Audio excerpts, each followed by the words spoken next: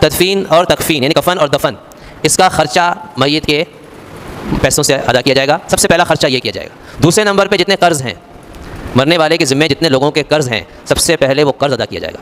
وارثوں کو کچھ نہیں ملے گا ابھی فی الحال، وصیت وغیرہ بعد میں. دوسرے نمبر کی چیز قرض ہے.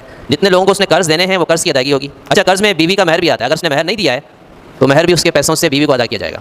اور ایسے جتنے بھی لوگوں کے قرض ہیں یہ دو ہو گئے. تیسرے نمبر پہ وصیت ہے. اگر اس نے مرنے والے نے مرنے سے پہلے کوئی وصیت کی تھی کہ بھئی میرے مرنے کے بعد 1,00,000 روپے مسجد میں دے دینا، کسی غریب کو دے دینا، ٹھیک ہے، اس سے کنواں کھدوا دینا، تو تہائی مال میں سے باقی جو مال بچا ہے نا، اس کے تہائی مال تک کو وصیت میں خرچ کیا جائے گا، اس سے زیادہ نہیں. مثال کے طور پہ ایک آدمی مرنے والا، اس نے مرنے پر 3,00,000 روپے چھوڑے تھے اور اس نے وصیت کی کہ میرے مرنے کے بعد 1,50,000 روپے ستارہ مسجد کو دے دینا، کسی مدرسے کو دے دینا.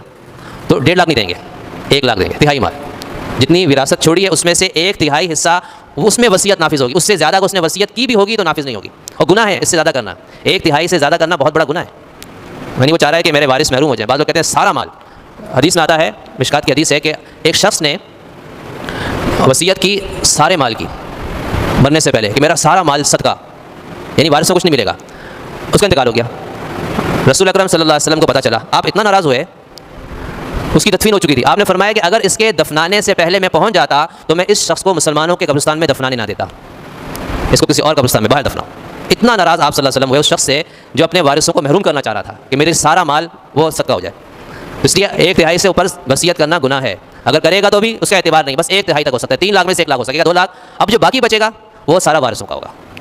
یعنی 2,00,000 بچ گیا تو 2,00,000 وارثوں کو ملے گا. اس میں کسی وصیت اس میں نافذ نہیں ہوگی. تو یہ 4 درجے ہیں. نمبر 1 دفن کفن میں، نمبر 2 قرضوں میں، نمبر 3 وصیت میں، نمبر 4 وارث. اس ترتیب سے مرنے والے کی میراث تقسیم ہوگی.